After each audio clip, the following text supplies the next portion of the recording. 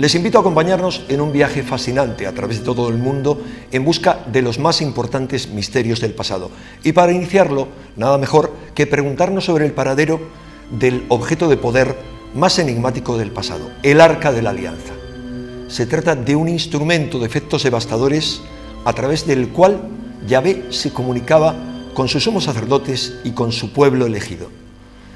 Para albergarlo construyó el rey Salomón el mítico Templo de Jerusalén, pero de pronto la Biblia deja de hablar del arca. ¿Dónde fue a parar este objeto misterioso que, según las profecías bíblicas, marcará de forma definitiva nuestro futuro próximo? Para responder a este interrogante hemos viajado por 3 continentes acompañados por el periodista Graham Hancock y por el arqueólogo y predicador norteamericano Wendell Texas Jones, que inspiró a Steven Spielberg el mítico personaje de Indiana Jones.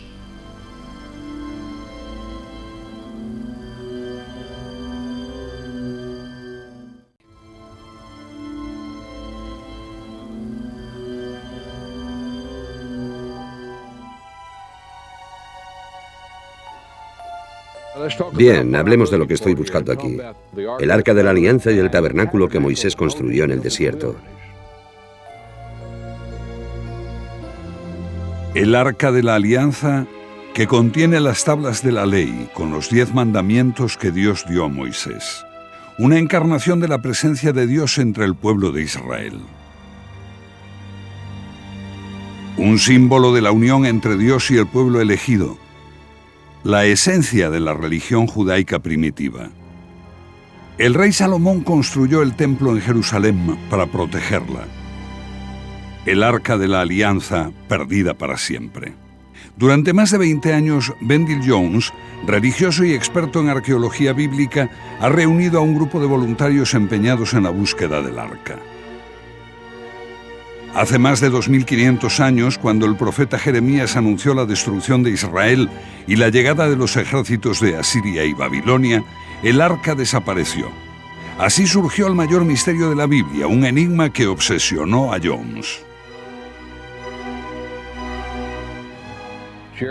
El profeta Jeremías.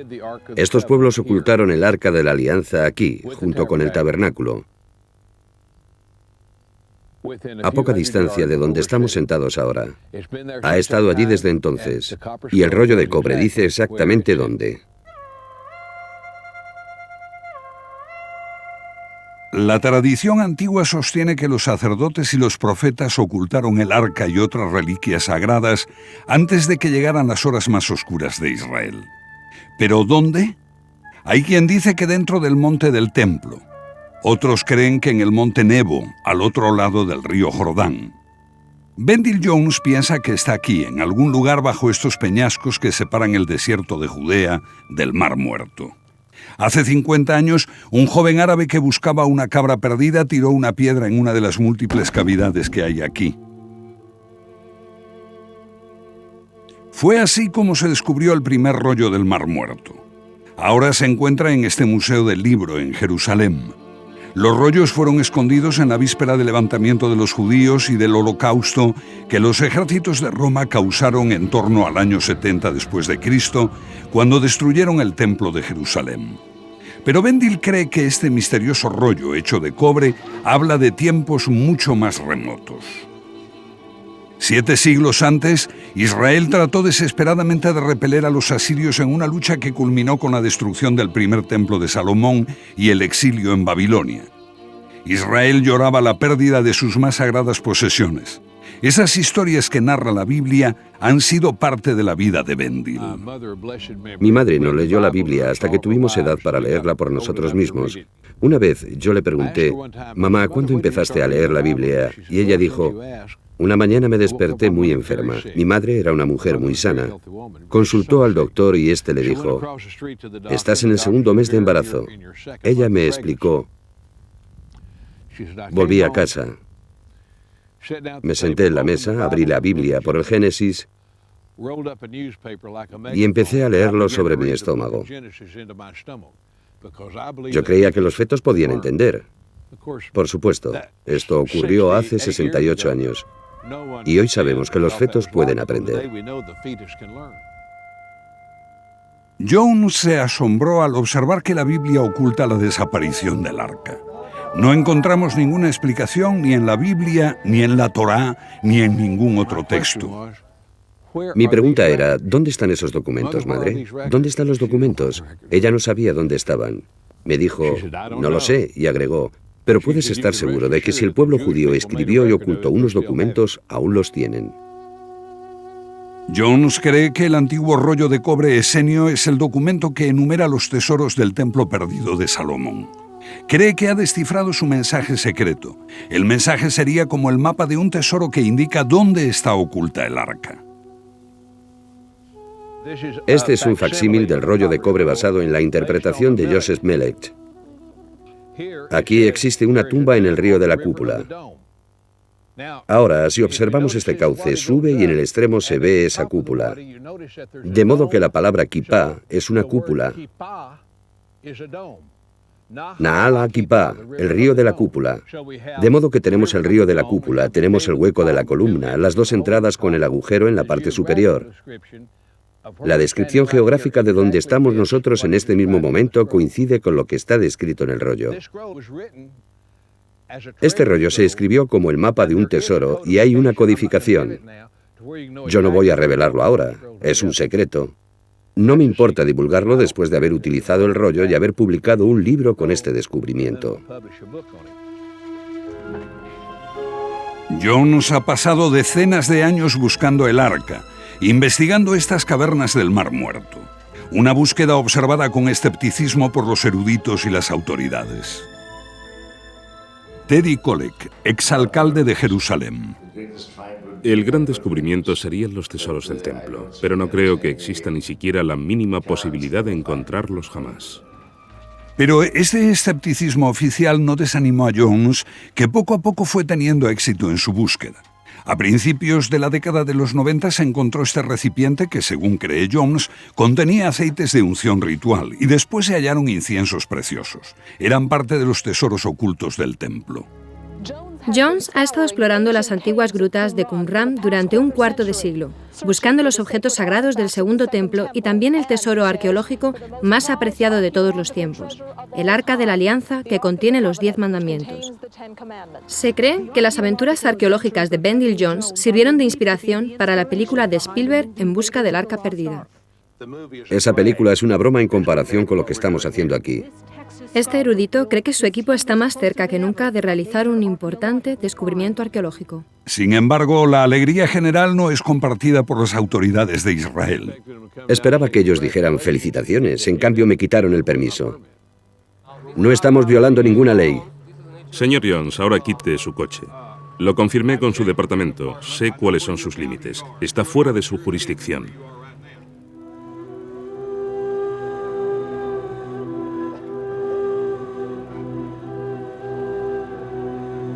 La cuestión de quién está a cargo de este área, que es parte del territorio ocupado, ha agregado confusión. Pero a pesar de las protestas, pleitos y órdenes judiciales, las autoridades israelíes le han denegado a Bendill Jones el permiso para proseguir con sus excavaciones. Desde hace unos años, sus visitas han tenido que limitarse a breves excursiones en las que él y sus colaboradores solo pueden sentir la emoción de saber que están cerca de lo que buscan. Han pasado muchos años. Hola, amigos. En el libro de los Salmos leemos, la verdad surgirá de la tierra. No surge tan fácilmente, pero surgirá. Sí.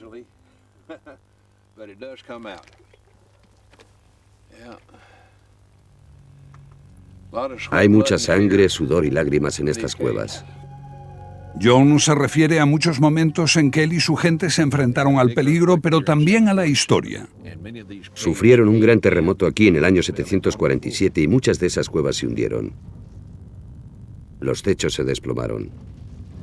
Muchas veces crujieron sus improvisadas columnas y sus ruinosos cimientos mientras rugía la tierra.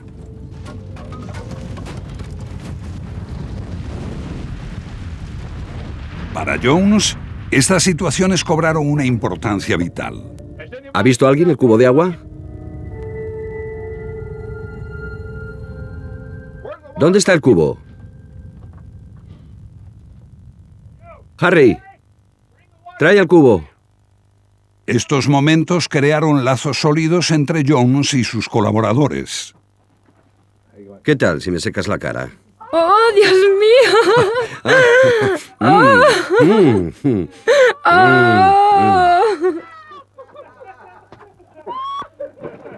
No lo tengo nada claro ahora.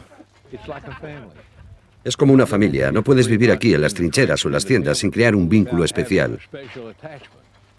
Desde hace varios años, Jones ha estado invirtiendo su tiempo, insistiendo para obtener el permiso que les permita excavar donde ellos creen que se halla el arca desde hace más de 25 siglos. Pero también podría ocurrir que estén completamente equivocados.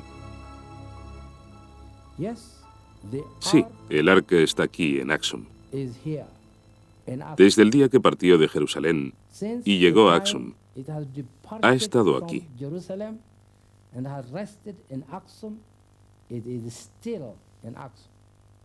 ¿Usted lo cree? Sinceramente lo creo. No solo yo, sino todos los creyentes de la Iglesia Ortodoxa de Etiopía. Casi todas las 20.000 iglesias de Etiopía tienen un tabernáculo y un objeto escondido, símbolo del Arca de la Alianza, y tengo una idea de cómo llegó allí, como un regalo que la reina de Saba recibió del rey Salomón de Israel. Los cristianos etíopes creen con firmeza que el arca está aquí, en Etiopía.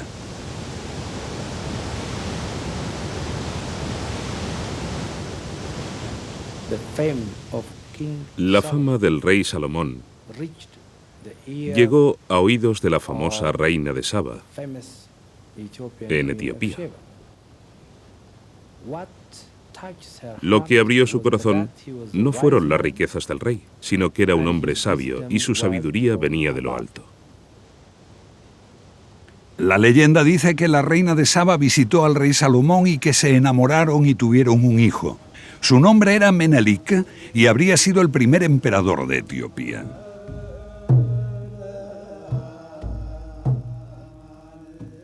Y el rey Salomón amaba tanto a este hijo que le permitió tener la más sagrada posesión de Israel, el Arca de la Alianza. Así fue como la más sagrada de las reliquias, el símbolo de la unión entre Dios y su pueblo elegido, con Menelik, pasó de Israel a Etiopía.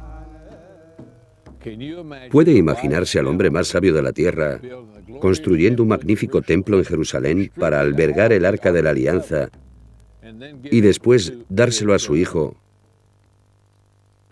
para que la reina de Saba lo tuviera custodiado en una choza de paja? No tiene sentido. Fuera de Etiopía, esta leyenda nunca tuvo credibilidad. La Biblia no deja dudas de que el arca estuvo en el templo de Jerusalén durante siglos después de Salomón. Menelik, si es que existió, simplemente no pudo llevar el arca a Etiopía. Sin embargo, la creencia de que el arca está en Etiopía está muy arraigada en la religión de ese país.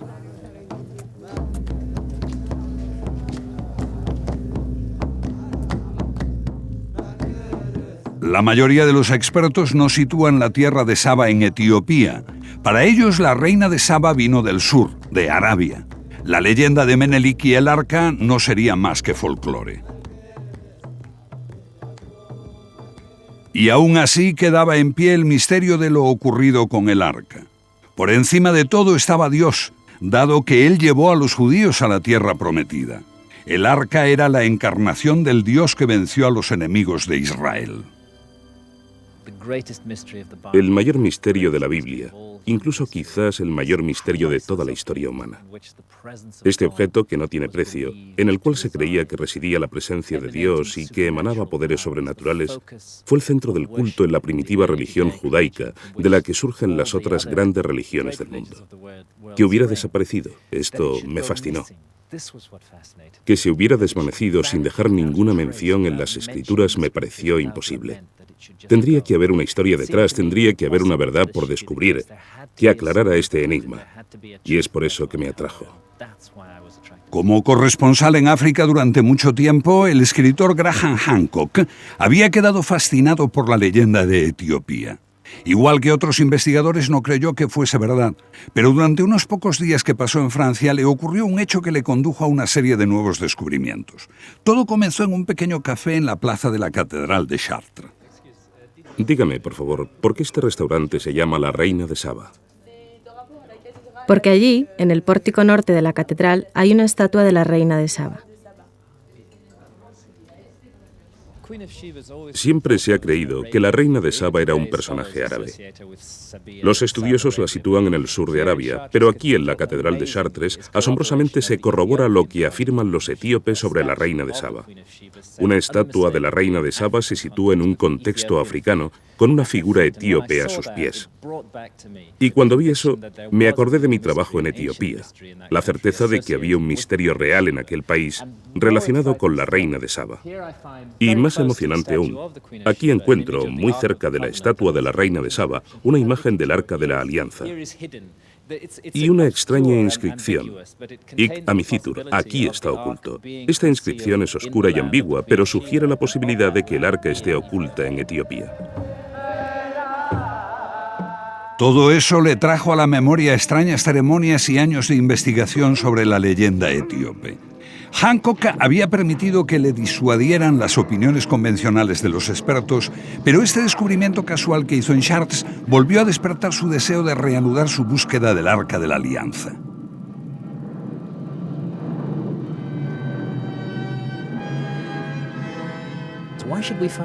¿Por qué debería encontrar este eco de la tradición etíope en una iglesia cristiana en el norte de Europa de 12 siglos de antigüedad? Me pareció sumamente complejo. Por lo menos, aquellos que construyeron el pórtico norte de la Catedral de Chartres habían tenido contacto con Etiopía. Y eso les impresionó tanto como para recogerlo en la construcción de esas esculturas.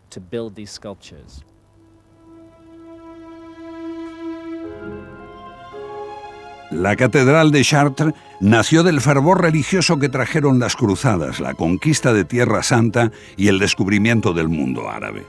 De Chartres surgió un nuevo concepto, la arquitectura gótica. A ello colaboró una orden misteriosa y gloriosa, los Caballeros Templarios, la vanguardia de un siglo de sorprendente creatividad.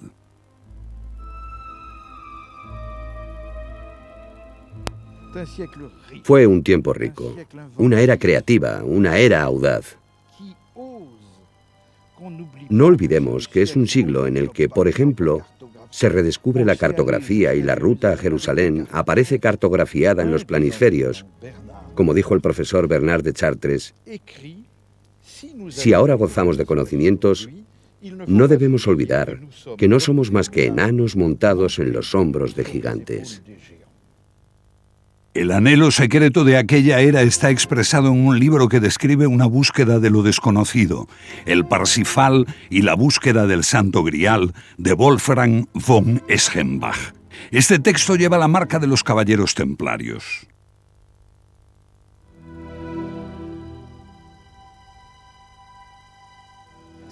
Prácticamente es bajo la perspectiva de los templarios que fue concebida y escrita la búsqueda del Grial por parte de Parsifal.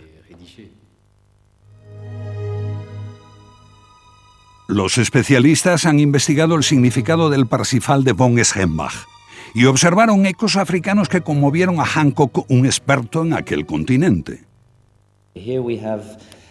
Tenemos aquí un buscador del Grial, viajando por las profundidades de África más allá de Roas. Muchos estudiosos han pensado que Roas estaba en Europa, pero yo sé que Roa es el antiguo nombre de una antiquísima capital de Etiopía conocida ahora como Lalibela.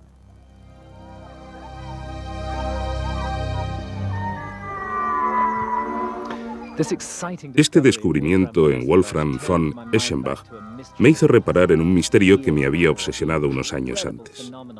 Las iglesias de piedra labrada de Lalibela están talladas en rocas de gran tamaño, concebidas por un maestro arquitecto. Según las leyendas, fueron construidas por hombres blancos. ¿Esos hombres podían haber sido templarios?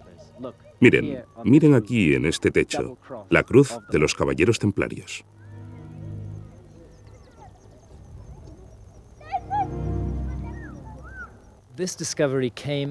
Este descubrimiento fue una revelación para mí. Me situó en Jerusalén. Allí, en el siglo XII, los templarios comenzaron su búsqueda del misterio central de la Alta Edad Media. Para algunos era el Santo Grial. Para mí, era el Arca de la Alianza.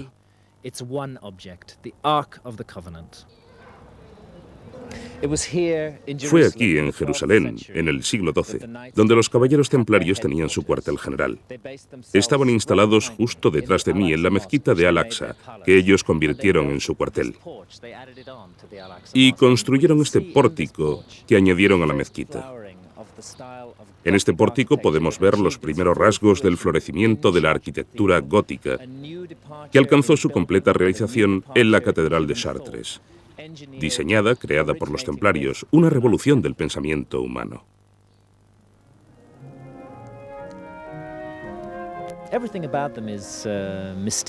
Todo lo que tiene relación con estos caballeros es misterioso. Llegaron no se sabe de dónde. A comienzos del siglo XI, un grupo de 9 caballeros se dirigen a Jerusalén. Consiguen establecerse en el Monte del Templo.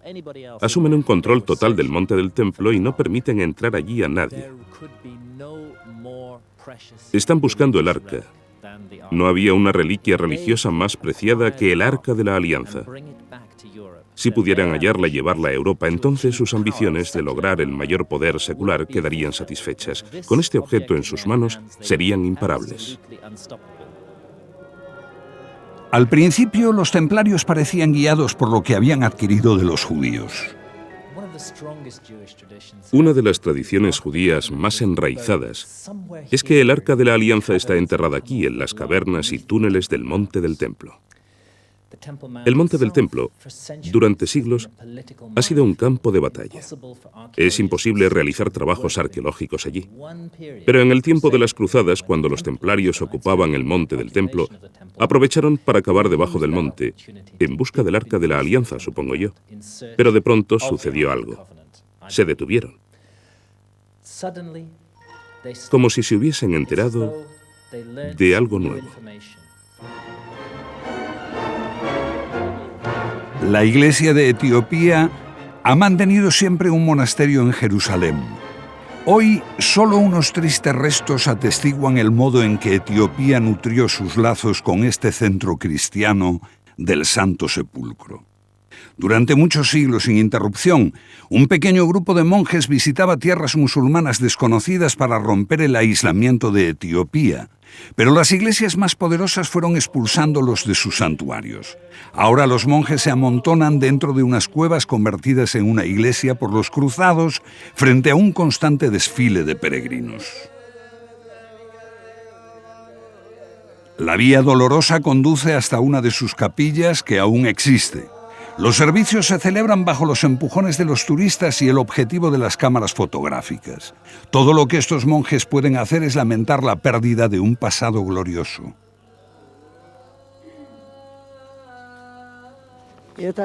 La parte inferior fue invadida por los monjes armenios, que se instalaron allí, diciendo que se iban a instalar encima de nosotros. Nuestra gente aquí no habla el idioma local y nuestros reyes no llegaron a tiempo para ayudarnos. Los sacerdotes extranjeros quemaron todos los libros etíopes, así que solo queda la memoria para darnos testimonio de un hecho ocurrido hace 8 siglos, en tiempos de los templarios. Entonces, un joven príncipe de Etiopía buscó refugio aquí. Se llamaba Lalibela. Sí, él estaba aquí en aquel tiempo. Lalibela huyó de sus rivales en la lucha por el trono. Debe haber aportado información muy valiosa a los templarios. Lalibela huyó a Jerusalén acompañado solo por unos pocos partidarios. 20 años después regresó con muchos a Etiopía para reclamar su trono. Volvió con mucha gente. Lo que he conseguido reconstruir es que hubo una reunión con este futuro rey Lalibela. Y en esa reunión, él informó a los templarios de que el Arca de la Alianza estaba en Etiopía. Yo creo que hicieron un trato. Ellos querían el arca y él quería ser el rey de Etiopía. Ellos eran una orden militar poderosa. Él les dijo: devolvedme el trono y yo os permitiré el acceso a este objeto. Creo que eso fue lo que pasó. La mayoría de los estudiosos ignoran este hecho tan importante. Tampoco prestan atención a este otro. En la época en que Lalibela regresó a Etiopía, los caballeros crearon una pequeña flota en Aqaba que navegó por el Mar Rojo y atacó a los barcos musulmanes de la Meca. ¿Pudo esta flota haber conducido a Lalibela al trono de Etiopía?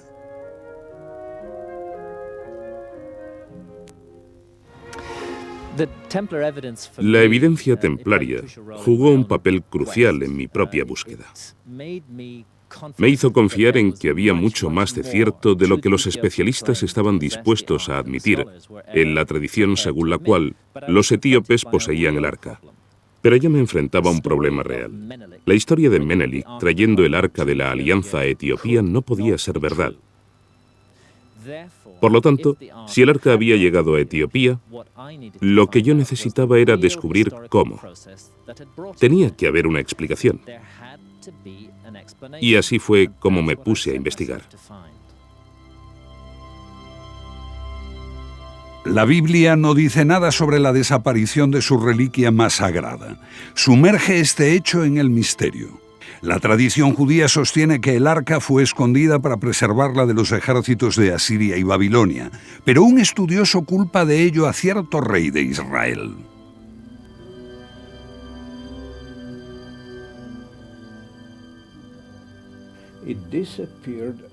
Desapareció durante el tiempo de Manasé, que fue un capítulo excepcional en la historia del primer período del templo. Manasé era un gobernante pagano. Él introdujo en el templo una imagen de Asera, que es una deidad cananita, una imagen, un ídolo, ambas. La imagen de Asera y el arca no podían estar juntas. Era un problema. Los sacerdotes de Jerusalén no permitirían tal cosa, ni los profetas, ni la gente en general. Los textos destacan que Manasé derramó mucha sangre, tanta que inundó Jerusalén de sangre inocente. Sangre inocente es un modo de aludir a la sangre de los profetas. Al aparecer los profetas populares, que trataron de defender la antigua religión de los judíos. Ahora bien, eso está sugerido en 3 o 4 palabras, como mucho.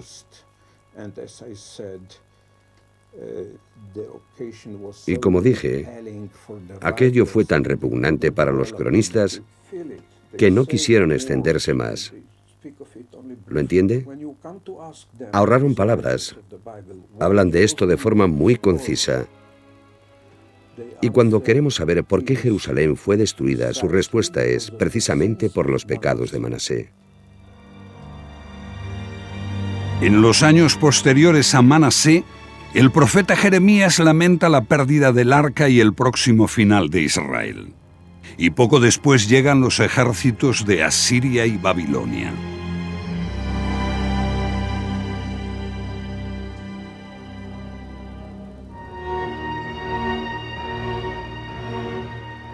En los túneles y cavernas del monte del templo, los judíos lamentan la caída de Jerusalén, la destrucción del primer y del segundo templo.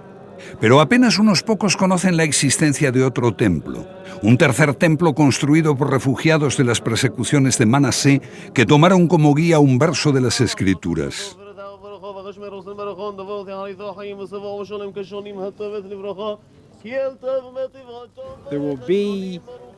Habrá un altar para el Señor en mitad de la tierra de Egipto y un pilar cerca de su frontera. Y tomando de guía este versículo bíblico, en los tiempos en que Manasé paganizó el templo de Jerusalén, un grupo de sacerdotes huyó a Egipto y allí construyeron un templo sustitutivo en Elefantina.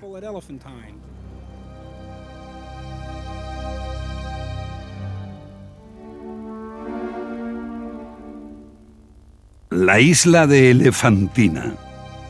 Durante más de un siglo albergó a una colonia de soldados judíos, mercenarios pagados por los faraones para vigilar la frontera sur de Egipto.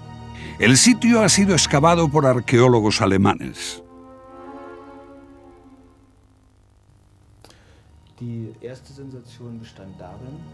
La primera revelación fue que en torno a finales del siglo se hallaron papiros en Elefantina que hacen mención a la comunidad judía del sur de Egipto. La segunda es que en ellos se hace mención a un templo judío en esa zona que precisamente se parece al templo de Jerusalén. Este templo no debería estar allí.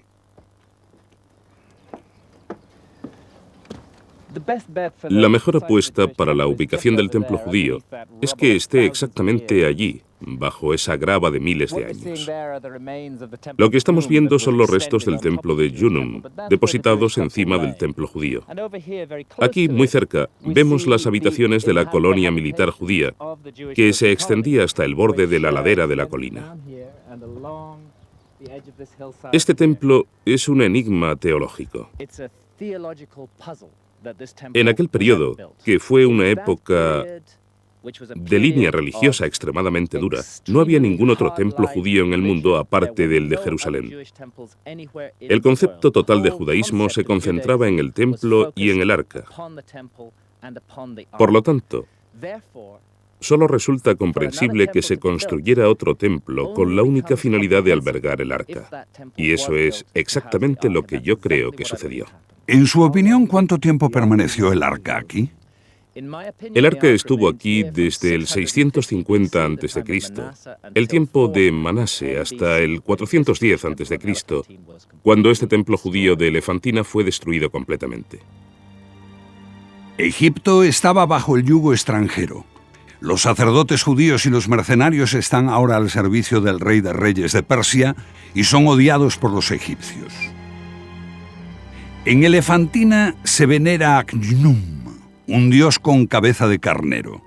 Solo a un tiro de piedra desde donde los egipcios rinden culto a esta momia de carnero, los judíos adoran a su dios Yahvé con ofrendas de toros y carneros sacrificados, inflamando de ira a los sacerdotes egipcios. Cuando Egipto se rebela contra el dominio persa, aprovechan la oportunidad. El templo judío es destruido y los hebreos de Elefantina deben huir para ponerse a salvo. Su única vía es hacia el sur, no al norte, hacia Israel. Allí les bloquea el paso un Egipto hostil. Pero por otra parte, un regreso feliz a Israel no duraría mucho, porque Israel había cambiado de una manera dramática. Creo que la fe judía, basada en Jerusalén, había evolucionado durante los siglos en que el arca estuvo ausente de la ciudad santa. Tenemos que recordar que el arca fue llevada fuera de Jerusalén durante el periodo del primer templo y conducida a Elefantina en el 650 a.C., evidentemente según la manera en la que yo reconstruyo los hechos. Lo que sucedió después de eso, 70 años más tarde, fue que el primer templo de Jerusalén fue destruido por Nabucodonosor y los judíos expulsados al exilio en Babilonia. Allí comenzaron a venerar a una deidad incorpórea, una deidad que no tenía presencia física, que estaba en todas partes, omnipotente, omnipresente y omnisapiente. Durante este periodo de exilio en Babilonia, la religión judía evolucionó hacia el tipo de religión que es hoy en día. Y creo que solo en Elefantina, donde el arca permaneció, se mantuvo la antigua forma de religión judía. Por eso, si el arca hubiera regresado a Jerusalén en esa época, en el 410 a.C., podrían haberse creado conflictos entre el clero de Jerusalén y el clero establecido aquí. De modo que todo indica un viaje hacia el sur. No al norte atravesando un Egipto hostil, hacia una Jerusalén que no quería el arca, sino hacia el sur, hacia Etiopía, siguiendo el Nilo, en las verdes regiones montañosas de Etiopía, en torno al lago Tana. El sagrado lago Tana en las montañas centrales de Etiopía. Alrededor del año 400 a.C., los judíos que estaban refugiados en Egipto llegan aquí, al corazón de África. quizá para juntarse con otros judíos que llegaron siglos antes en compañía de Menelik, el legendario hijo de Salomón y la reina de Saba. En el lago Tana hay una pequeña isla, Tana Kirkos.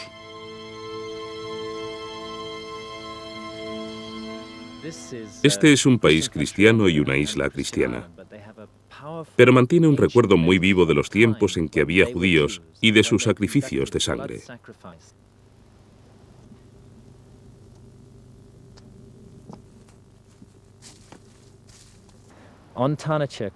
En Tanachirkos me dijeron que el Arca de la Alianza permaneció allí durante 800 años. Cuando fue traída a Etiopía, se llevó a esa isla por motivos de seguridad. Este había sido el centro de veneración para un pueblo que en aquel tiempo era enteramente judío, y permaneció allí durante 800 años como centro de veneración. Ellos me mostraron un altar que había permanecido delante del arca, donde se había vertido la sangre de los sacrificios. Entonces pude unir todos los cabos sueltos de esta historia.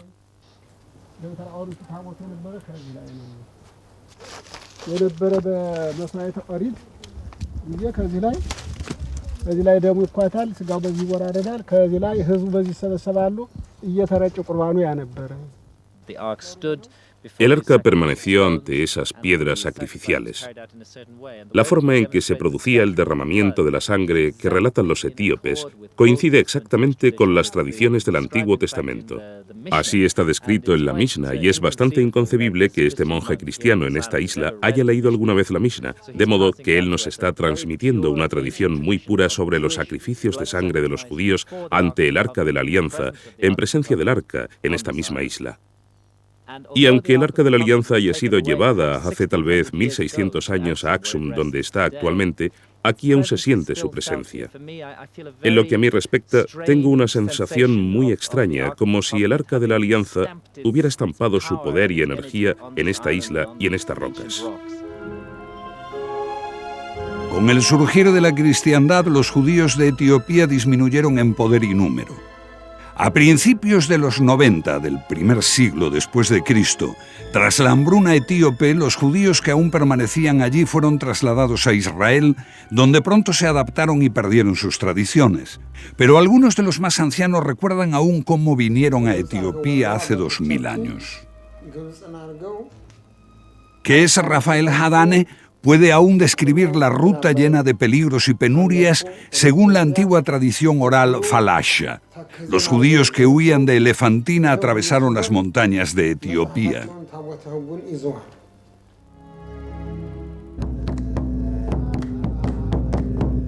Siglos más tarde, la cristiandad pone fin a la veneración del arca por parte de los judíos en Tana Kirkos. Los nuevos reyes cristianos de Etiopía se enfrentan con los judíos y les obligan a marcharse. Etiopía pertenece a la cristiandad. Y en ninguna parte la victoria del cristianismo está tan clara como aquí. Un pueblo de iglesias sagradas, diferentes unas de otras, se construyó en Etiopía. Por dentro, a veces recuerdan a una iglesia de la Europa medieval. Por fuera no son comparables. Su antiguo nombre fue Roa, hasta que un príncipe exiliado reclamó el trono de Etiopía al regresar y la llamó Lalibela.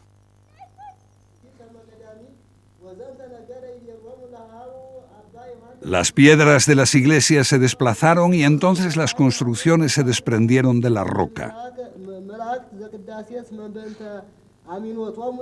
En una explanada, un sacerdote recita una oración por los cadáveres de aquellos que comieron el pan de la Sagrada Comunión.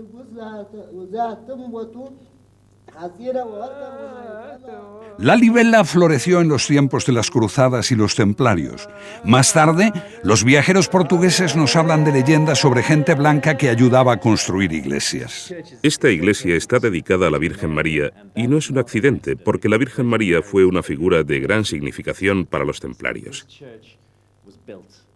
Y esta iglesia fue construida por estos monjes guerreros y está llena de recuerdos de los templarios. Miren aquí, encontramos la cruz de los templarios. Por aquí arriba, situada en una estrella de David, conocida también como sello de Salomón, y hay una perfecta cruz templaria pintada en rojo como las cruces de los templarios fueron pintadas hace 800 años. Todo el lugar está lleno de vestigios de aquellos días.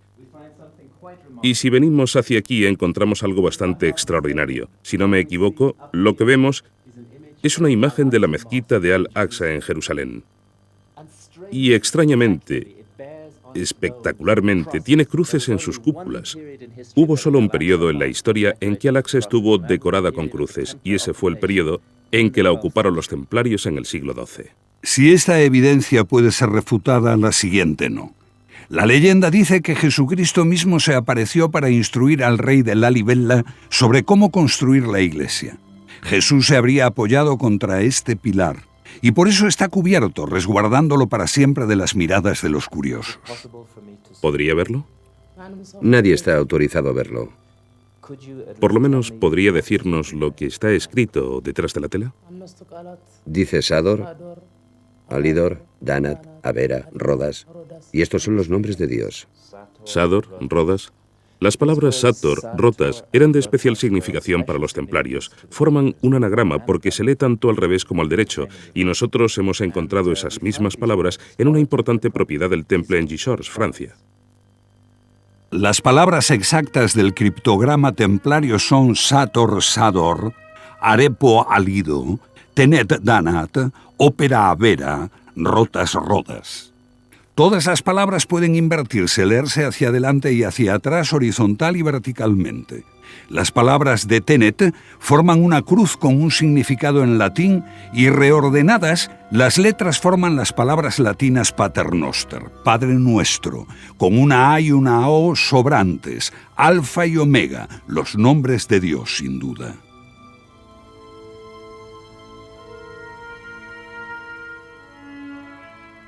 Los cruzados medievales penetraron ampliamente en África. Un hecho que hasta ahora era totalmente desconocido. Aún quedan vestigios de los calabozos de un castillo que se ven desde Aksum, la ciudad de la Sagrada Arca de la Alianza.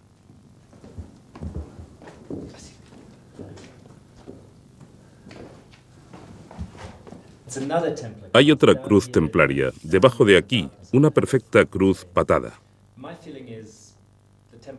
Mi opinión es que los templarios ocuparon este viejo castillo y lo utilizaron como su cuartel general aquí, en Aksum, y dejaron estos recuerdos suyos. Podría estar al final de una tumba. Podría ser una tumba o un arca. Existe un interesante informe de un geógrafo armenio llamado Abu Saleh, fechado en 1207. De hecho, nos proporciona el único informe de un testigo presencial en Etiopía, y lo que nos dice es asombroso. Les odio. Odio a los murciélagos. Miren esos malditos pequeños sujetos ahí. Me mean en la cara. Sagrada mierda. Nos dice que el Arca de la Alianza fue llevada en procesión por hombres blancos de cabellos rojos y rubios. Ningún etíope tiene ese aspecto. Esos hombres que llevaban el arca en procesión eran templarios.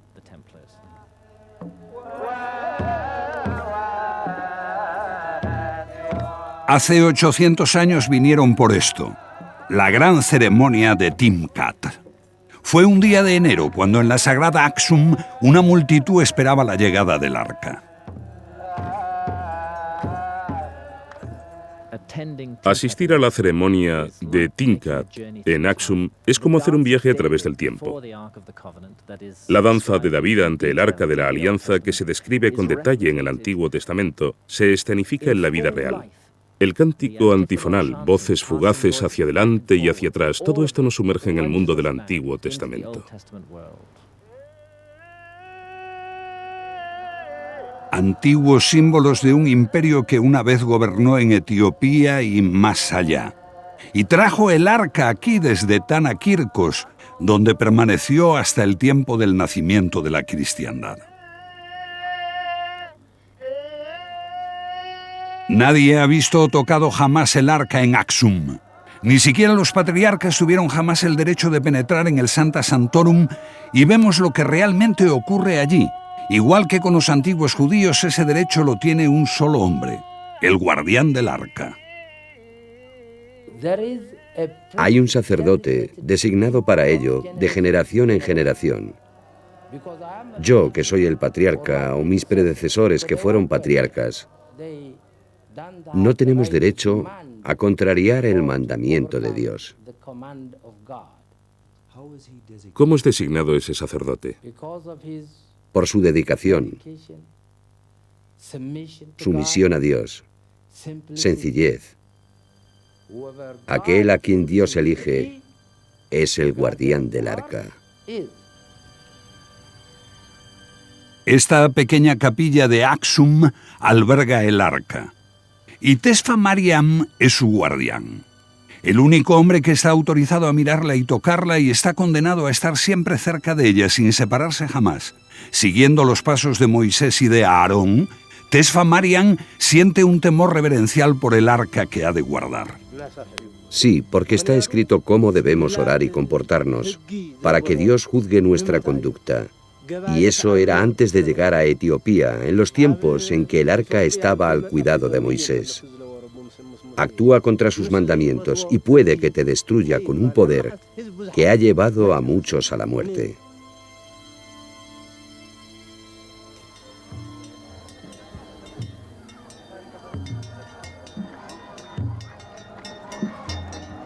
En el festival de Timkat, 20.000 réplicas procedentes de cada una de las iglesias de Etiopía simbolizando el arca son llevadas en procesión. Pero aquí, en Axum, se cree que un cofrecito envuelto en un costoso velo es el arca auténtica. Tesfa Mariam no está entre los sacerdotes participantes. El guardián del arca permanece dentro, en el Sancta Sanctorum, como si el arca no hubiese salido de allí.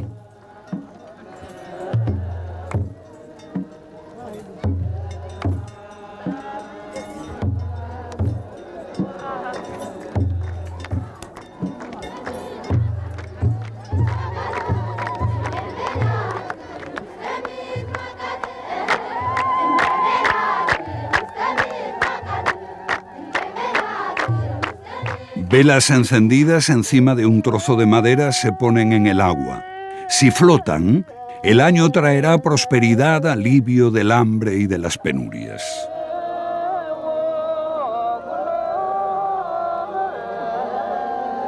Miles de ellas rodean este estanque conocido como el baño de la reina de Saba.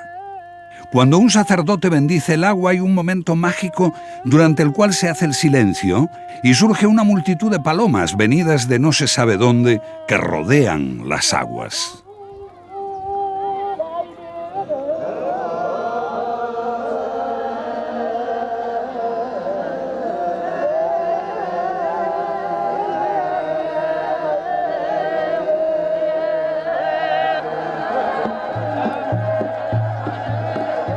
Mientras las velas aún flotan, se recibe la bendición. Durante unos minutos preciosos el agua se considera sagrada y la multitud se adelanta para recogerla, mientras los niños desafían las órdenes de los sacerdotes que no permiten nadar allí.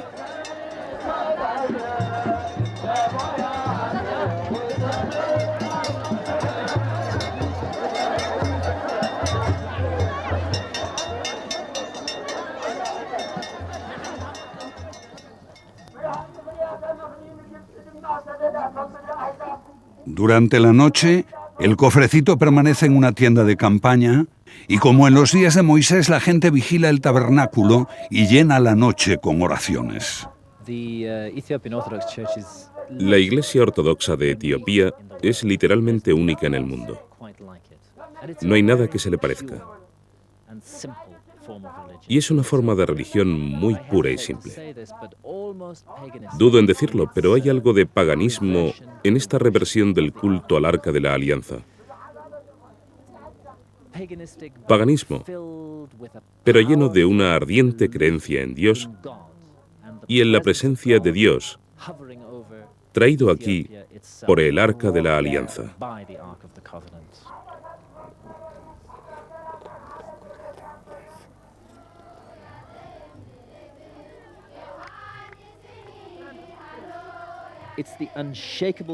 Es inconmovible la creencia de los etíopes en que el Arca de la Alianza, la encarnación de Dios, está aquí en Aksum. Hubo un tiempo en que deseché esta idea, como tantos otros en Occidente. Pero un pequeño incidente durante unas vacaciones en Chartres me llevó a hacer una serie de descubrimientos que ahora me convencen de que lo que afirman los etíopes es cierto y que el arca sobrevivió aquí durante muchos siglos de tumultos. Una cosa es cierta, el arca no es este cofrecito envuelto en velos que ahora es transportado de regreso al santuario. Eso es solo una réplica. Debe serlo porque Tesfa Mariam, el guardián del arca, nunca participa en la procesión. Él permanece todo el tiempo en la capilla, custodiando lo que realmente está detrás. La reliquia más santa de la antigüedad. Su sagrado deber es protegerla y jamás separarse de ella. Nunca sabré con certeza si es el auténtico arca. Nadie lo sabrá. Solo él lo sabe. El guardián del arca, custodio de un misterio que debe permanecer oculto. En lo que a mí respecta, ya no tengo ninguna necesidad de desvelar este misterio. Sé que el arca está oculta, en este o en otro lugar. En Etiopía, o en el monte del Templo de Jerusalén, o en las grutas del Mar Muerto. ¿Está esperando el arca en algún lugar a alguien que asuma la búsqueda como su auténtico destino? Yo creo en el destino. Sí.